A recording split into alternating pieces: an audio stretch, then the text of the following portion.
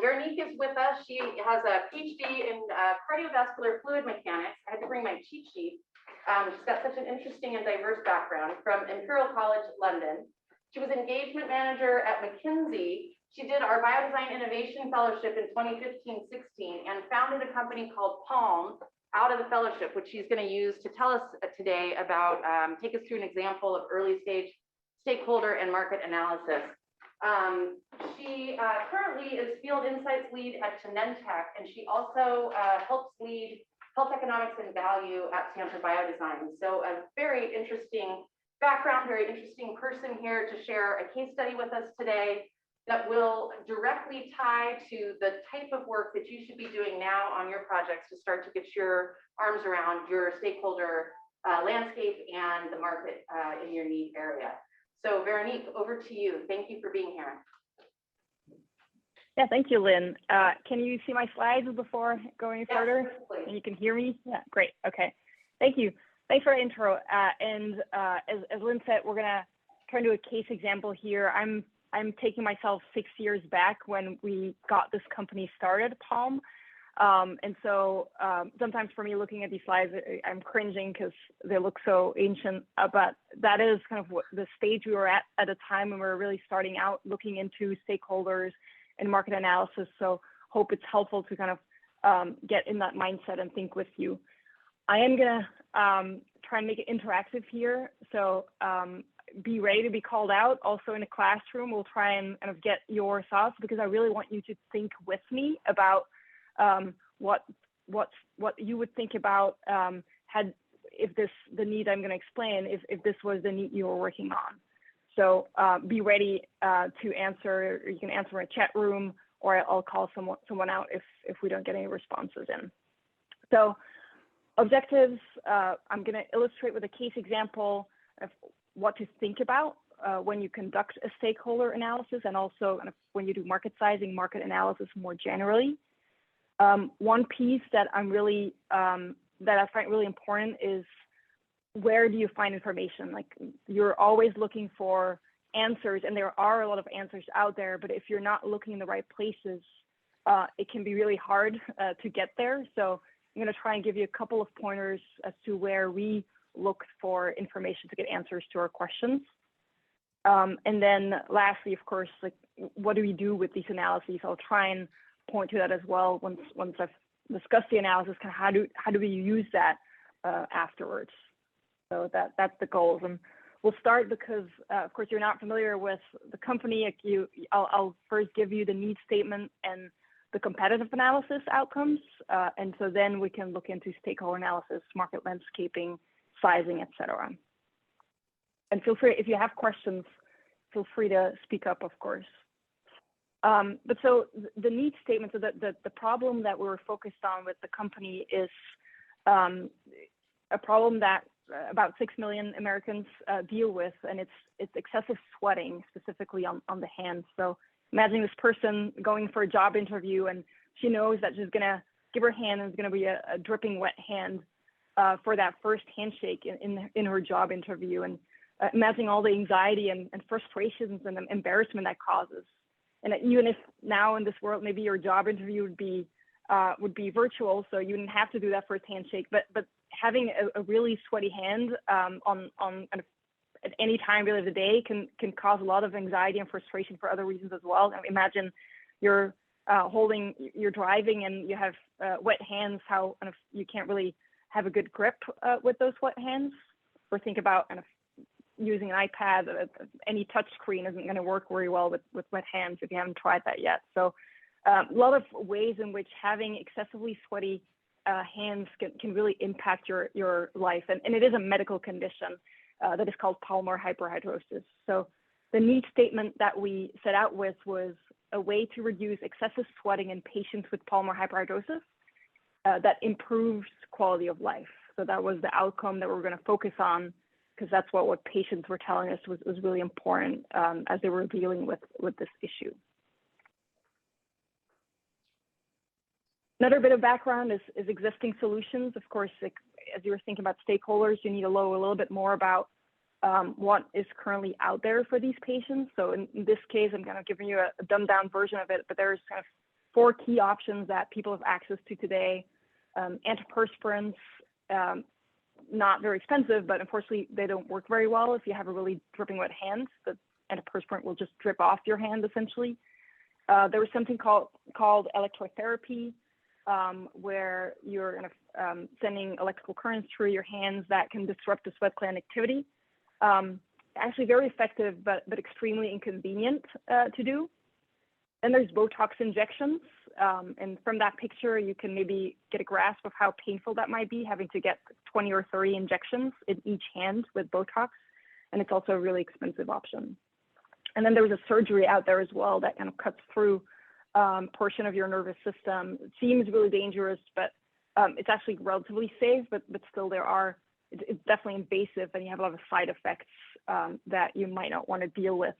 Of course, you'll get rid of the sweaty hands, but you have all these potential side effects to deal with. So that's one of the existing solutions out there at the moment. And just telling you that so that you can now kind of start thinking with me about stakeholders and these other topics that we'll discuss. Let's get into it. So starting with stakeholders, of course, there was a patient, but there are many other people that are going to be important here. So maybe your first question here, Emily, I see you're nodding. Do you want to come off mute and say who can you think of in terms of other people that are relevant for this need? It could be the competitors who are producing the current treatment options. So for example, people who provide Botox or the like the creams. So competitors. Yep, very good. Who else? Who else wants to come off mute? Maybe the primary care doctors or whoever is going to be prescribing the intervention. Yeah, primary care doctor, other physicians, Rosie? I was going to say those providing the specific treatments, but that might be also the primary, like tied into primary doctors. Yeah, but yeah, there's definitely other doctors out there, right? There's going to be a different variety of different specialties that could be involved here. Dermatologists. All right, well, excellent. Thank you, Elliot. Thank you very much. Yes, that's indeed. Mm-hmm. So the way we thought about it as we were thinking through stakeholders was trying to think through the cycle of care. So if I'm a patient, where would I go first? And what would be my steps as I'm looking for a solution to my problem? And the first group of people that we came across was actually patients will first generally not go to a physician immediately. They'll talk to friends, family will know about it, but no one else initially. Very close friends, but generally not all the people will know that the patient suffers from this problem. And then we found that actually the next step is the person will start searching online for it. Hey, I have wet hands. Is this normal? Why is this happening to me? And what they will can then maybe find online is a patient organization that is pretty active. There is an International Hyperhidrosis Society that you land on pretty quickly when you're searching for this problem. So we thought that could be a really interesting stakeholder for us as well to keep in mind. And actually, we learned a lot of information through that organization, and we got in touch with them as well. So like, how did we find out? Talking with just web searches initially, right? Looking through Google, looking through blogs. There's a lot of blogs on this topic, also Facebook groups. So we really spent a lot of time searching.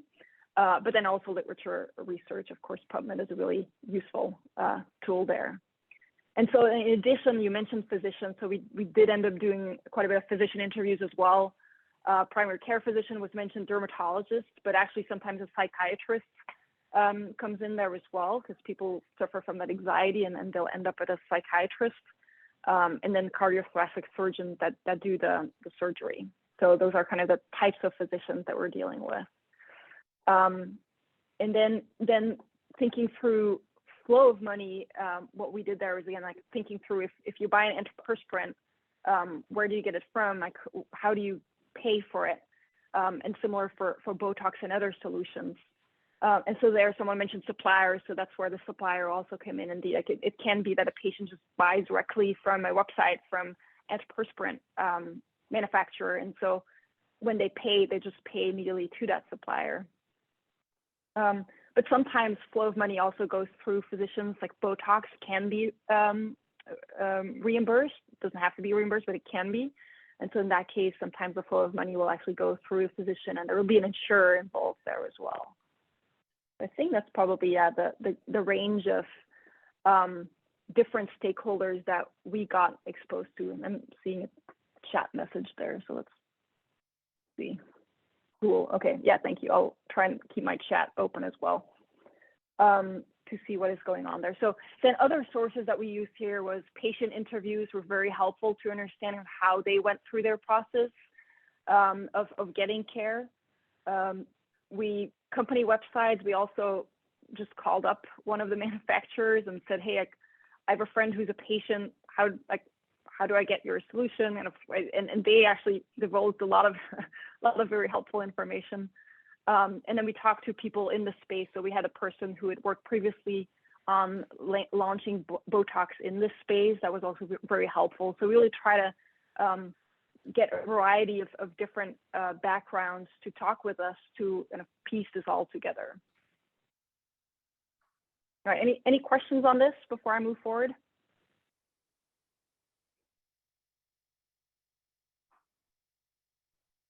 Okay, so then my next question to you is, then you have all these decision makers or potential decision makers, you have all these stakeholders. What are their roles? Who is one of the key decision maker here, and who are the influencers? Anyone wants to speak up there? Maybe someone in the classroom? Lynn, do you wanna? Yeah. Steve, everyone? Yep. Who's the key decision maker, guys? Yeah, Zoe. Patients? Patients, Bernie? Why the patient? Seems like a lot of these treatments are probably because they found something online or heard something from a friend and then choose to either buy a specific antiperspirant or go and get Botox. Yeah, Florian. I would say the dermatologist is also a key decision maker, maybe, because if you as a patient come with a problem to your doctor, he might recommend one thing or the other, and you traditionally might trust your doctor a lot. So go with his recommendation. Mm-hmm. Yeah, thank you. All right, so two different opinions there, and that actually, those were the two that we also kind of really went back and forth on, or who is it? We ended up with saying, hey, it's really the patient that is in the end the decision maker. They, in the end, if there was a new treatment option out there, they're the ones who are going to make that final decision whether they want it or not. The dermatologist will definitely influence, and that's probably from all these other people mentioned there or groups mentioned there, the key influencer, because that's maybe kind of the key physician involved there.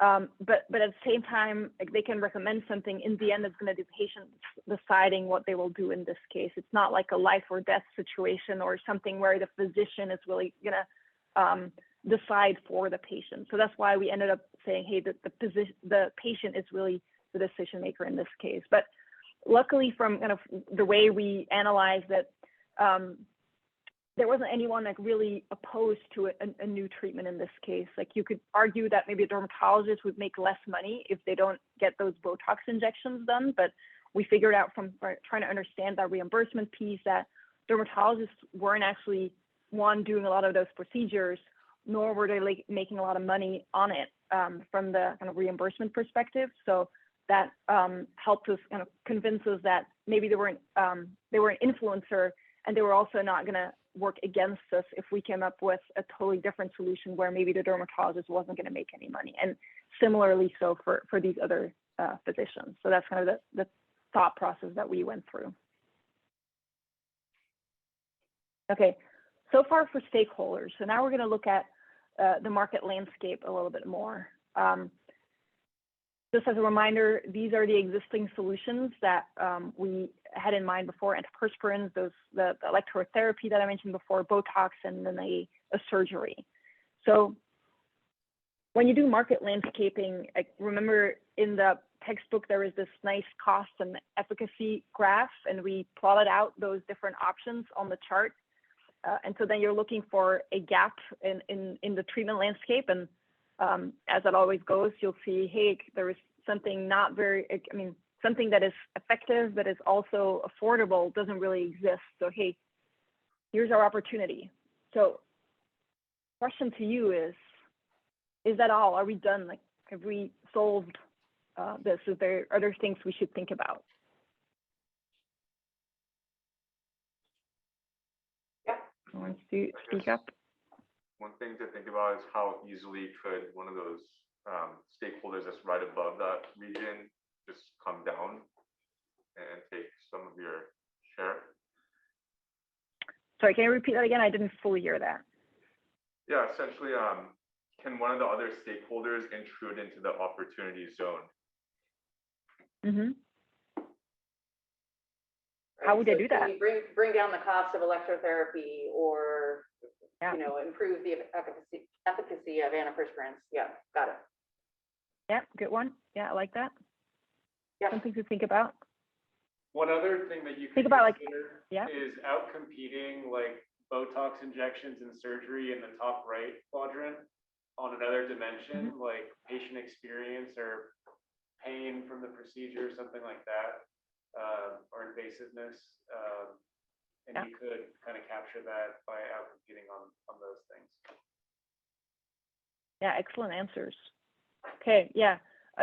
So the first piece, I'll broaden it to, indeed, maybe the competitors that are currently out there might move into this opportunity space, but there might also be players that are developing therapies at the moment that might end up being in that opportunity space, like right at the moment that you can launch, like assuming you'll have a couple of years of development, maybe someone else will beat you to the market. So that's something that we really looked into. And as it happens, there was a lot of activity in this space, a lot of companies that were working towards new solutions. And so that kind of made that opportunity landscape a little harder. And then to that second answer that was given, that's a very good answer as well, because indeed cost and efficacy might not be everything, right? Like what we ended up doing is very much looking at other potential different angles, like ease of use, like side effects or the risk profile of different solutions. And those are actually the differentiators that we're now finding a lot more important. I mean, of course, cost and effectiveness is certainly important, but in our case, we saw that there was an opportunity to come up with something that would be easier to use and still low in risk profiles. We have a couple of, I mean, pills and creams are definitely easy to use, but either they don't work very well or they have some side effects if they're kind of drug-based. So we really found an opportunity by looking at different dimensions as well. And so that's something I really encourage you to do as well, is don't just think about the cost and the effectiveness or the efficacy, think about other potential differentiators as well. And then it's the question of what is really the more important one, because I mean, I'm sure they're all important, but what is really key? And for us, that ease of use also really ended up being very important. So if I summarize that, then my recommendation is be comprehensive. Don't just look at whatever competitions out there today. Don't forget about those new players out there. Go take a look. Again, like that's going to be a lot of Google searches, but also talking to people that are in the space, maybe that have just left the space to help you understand what is on the horizon. Assess the problem from different angles, so don't just think about cost and efficacy. And then if you get two different angles, trying to understand if you know you're a decision maker, because that's the work you've just done, then use that information to help you understand what differentiator is really important versus which one is kind of a secondary differentiator.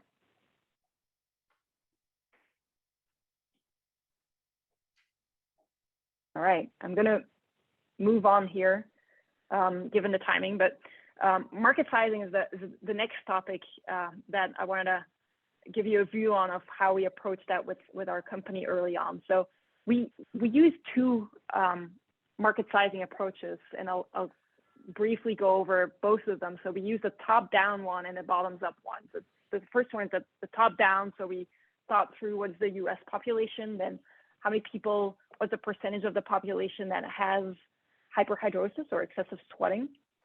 From those, how many suffer from excessive sweating specifically on their hands, which was what we determined as the bigger need. And then who are the target users? And we found the target users by looking at literature, finding how many people suffer from, or how many people have been seeking treatment already. Maybe they're not using it anymore, but at least they have sought treatment. And that gave us a sense of how many people would be motivated enough to treat the problem that they're having. And as you can see, I've listed the sources here in the bottom of, as footnotes, and I did that. I left them in intentionally because I think as you're doing this research, you might eventually get lost. I really recommend keeping good track of where you found that information, because you'll be surprised. And a couple of months from now, you knew that it was 35%, but you forgot where you found it, and then you can never go check it again. So really try and be diligent about keeping track of those sources. They'll come in useful at the end. And so with that version, we ended up with a $500 million market opportunity. And if you just heard Jay, that seems like a sizable enough number, according to Jay Watkins. So it's like that's a good starting point, right? But then we did this other approach, method 2, which was the bottoms up approach, where we try to estimate how much is currently spent annually on these different existing solutions. And without going into details of that, we end up with a much, much lower market, 60 million. So question to you is, what's the difference here? Why did I just come up with 500 million in one version and 60 million in this one? How can I reconcile that? Yeah, Jonathan. Some people may just opt not to treat their condition and bear with it. Exactly. Yeah. At the same time, like that was calculated in, right? We had that 35% to try and include that already.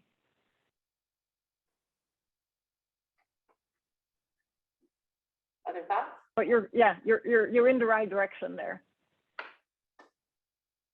A good consumer willingness to pay for the solutions. Yeah, as well, that plays a role as well. Yeah, for us, what ended up, and it was really close to what the first person answer there. The market that we calculated here is 60 million. That's based on existing people today using these therapies like every year. The 35% was based on who has sought treatment at any point in their lifetime. So maybe they tried 5 years ago, they saw that there were no solutions out there, and so they gave up. But really, you could reactivate them. You could, if you go out there, those patients might very well still be interested in treating if they knew there were new solutions out there. So I'd say I call that first number, the 500 million, that was the full opportunity. This method 2, the bottoms up approach, in this case, the way we did it was more of an existing market. And I think my takeaway with that is you should calculate both, because investors will want to understand both, but you need to be really clear about what you're doing there. Are you calculating a potential, which is kind of the holy grail? That's the one probably that you want to have on your first slide of your investor deck. But you, at the same time, you want to understand what the market is today, because you have to really grow this market. That's a different challenge from like taking share from existing players. So your kind of what your actions on the marketing side and commercial side is going to be very different, because this number 60 million is much smaller than that 500 million. So you're really looking to grow the market here. Hey, Veronique, we have a couple of questions. Yeah. Betty. So would it be a safe assumption to say that the top-down approach will generally yield like more market than the bottom-up? In general, I would say the top-down you generally use to get an overarching understanding of the market, and then the bottoms-up is either to then check it. I think I mean, depending on the situation you're in, you might end up with the inverse. I think more often you'll get a bottoms up that is much higher than your top down that is much higher than your bottoms up. But I think in theory, I mean, depending on just what assumptions you're using, you might end up with the inverse. But I think overall, you're probably right that it's going to go that way. Yeah, and a lot of investors won't trust a really high level top down, right? Because they're like, oh, this is, it's roses and, fairy dust, right? So those giant numbers that you get when you do these top down analysis may look great at first blush, but can actually sort of hurt your credibility if you're not doing more detailed analysis to support them. Yeah, Florian. Maybe just also on the 35%, did you do anything to validate whether that 35% was realistic, or was it more a McKinsey style guess? Hey, no need to get personal. Well, that was also McKinsey. Exactly. So this was like the first analysis what we did. Like we ended up with way different numbers. Actually, we ended up doing a survey where we took information from 5,000 people to then end up with what ended up being very similar numbers. But yeah, this was first take to get an initial understanding, leveraging whatever data we could find right away. But you will have to double check that. You will have to do your own surveys or your own methods of validating that. So yeah, I think it's a very valid question, and one that you don't do this market sizing once, maybe is the insight there. You'll have to do it multiple times, and also it might evolve, right? All these, maybe also the second one, maybe there is a new solution that's already on the market in 2 years from now, and you'd have to revisit what all this looks like. So, but in the beginning, to be honest, yeah, we found one good paper on it, and we used that number because we had to move on.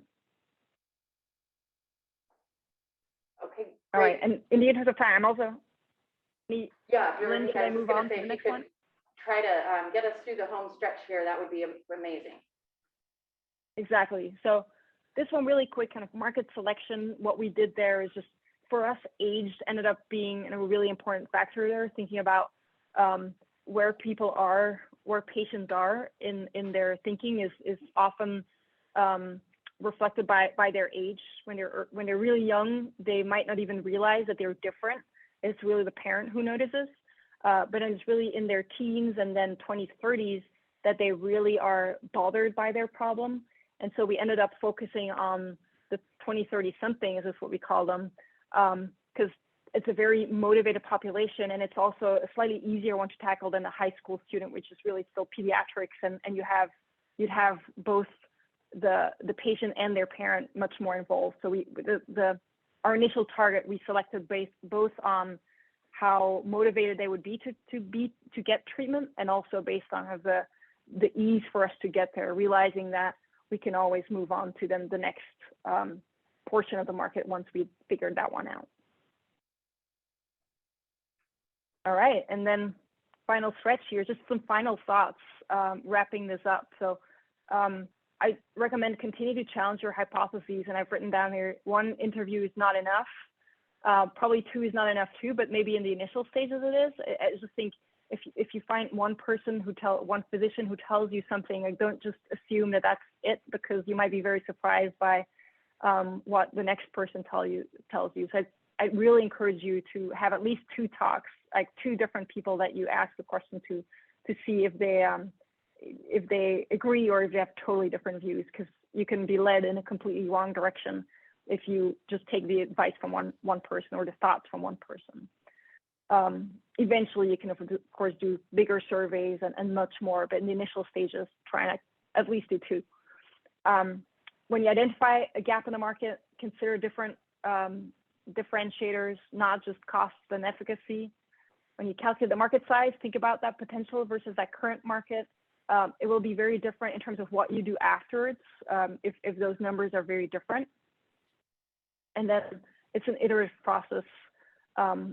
You will have to revisit the market sizing, but also your stakeholder analysis, also all the other pieces, you will eventually have to revisit that. And then sources, yeah, be creative. You're gonna have to make assumptions, but also be creative in finding answers to your questions.